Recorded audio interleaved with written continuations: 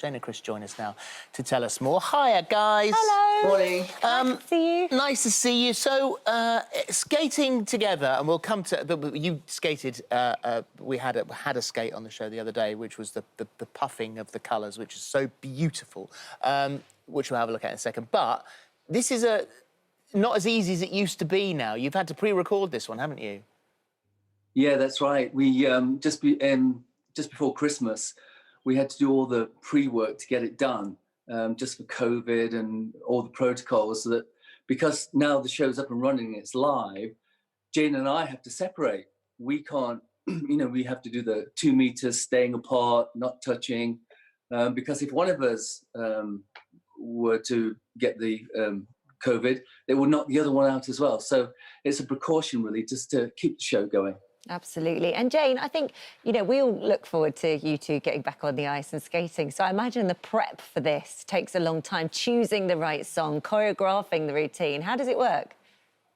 Well, actually this year we had a bit longer together because Chris came over in September and because he came early to quarantine, etc. And then we started training. And then because of the difficulties of Chris going back and forth, he actually stayed. He didn't go home in between. So we've got several more weeks of training. So it was great for us. And, it made us feel that we were well prepared to pre-record the routine before Christmas. And it was such a joy working with Atul and Ashley, the young ones. Having them to come and be part of it was just great. It was a great time. And do you guys, Chris, you work with the other pros to choreograph some of the skates that we're doing? We used to, Philip, but then as we came back as judges, it's a little bit of a conflict of interest. But what we're starting to do, those that find themselves in the skate-off on the next days, we're then starting to help them a little bit of personally what we're looking for as judges, to give them some ideas of what to work on for the next week. A bit of guidance. Jayne, do you skate all year round, or sort of after Dancing on Ice is finished over the summer, do you kind of stop for a bit?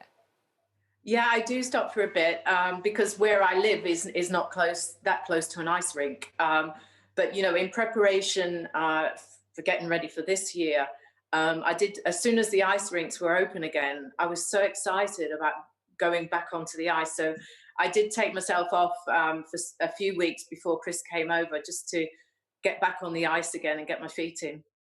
And what about you, Chris? I mean, you are skating quite a lot in the I do. I skate all year round. Yeah, I work with a lot of choreographing a lot of students that come from around the world, actually. So I do keep my feet on the ice most of the time, to be honest. Yeah. So, obviously, the series is back with a bang. We've seen Joe, Faye and Colin all topping the leaderboards. Now that we've got you away from the rink side and you can spill a few more beans, Chris, who's sort of really impressing you this year? Oh, gosh, you know what? They're all our children. We love them all just the same. But having said that, Faye looks beautiful. Her posture and her line's fantastic. You've got Joe that's, that young talent as well, that is enthusiastic and just a natural on the ice. But then you bring Sonny J into the mix, and I have to say, he's just pushing himself each week, and he's sort of this cheeky chappy, but he's doing really well. And then Colin came to the forefront last week as well. So, it's still that way of, it's anybody's game. I mean, we saw it last year, didn't we, that Perry looked like he was going to romp away with it, but then it is about the skating, but it's also about the person, the character, and what you bring to the performances as well. And what about you, Jayne?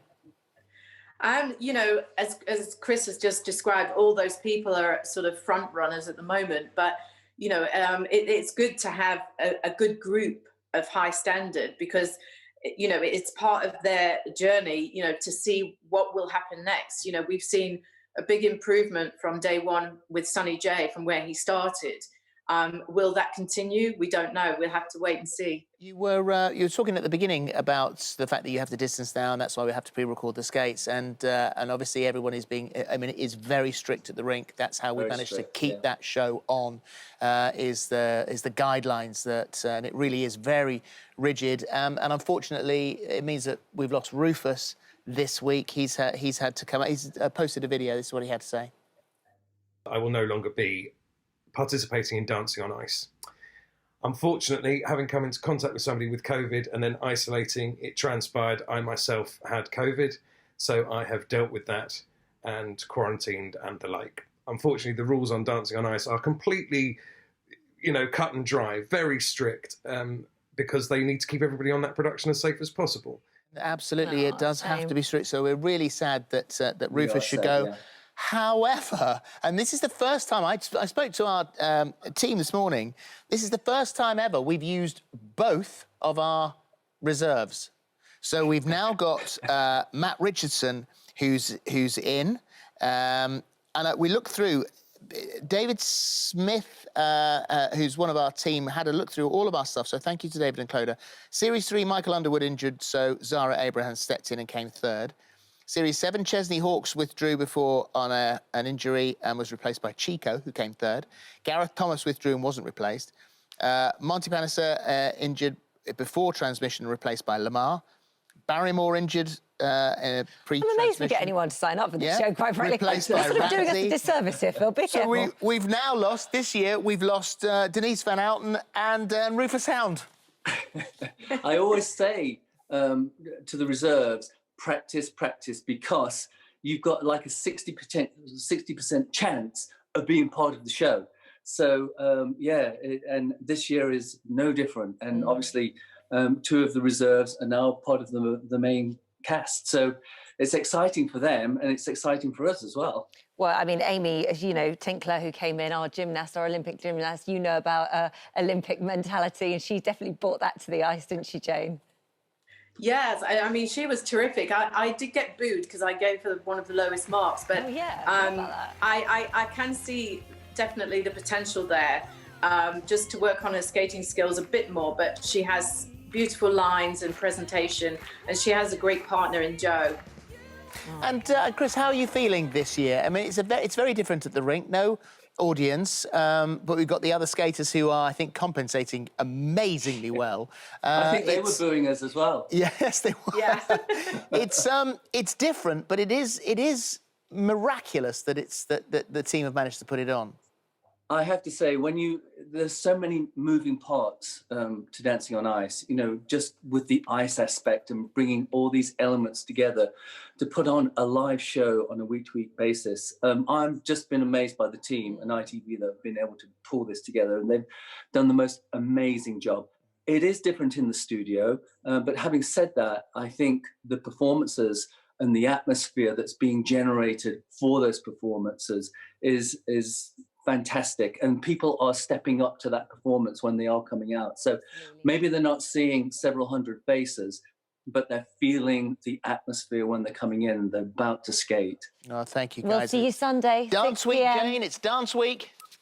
Yeah. See you there, guys. All dances in, samba, all sorts of stuff. See you later. Bye. Thank you. See you Bye-bye. Sunday. Thank you. Sunday at 6 p.m. on ITV, of course.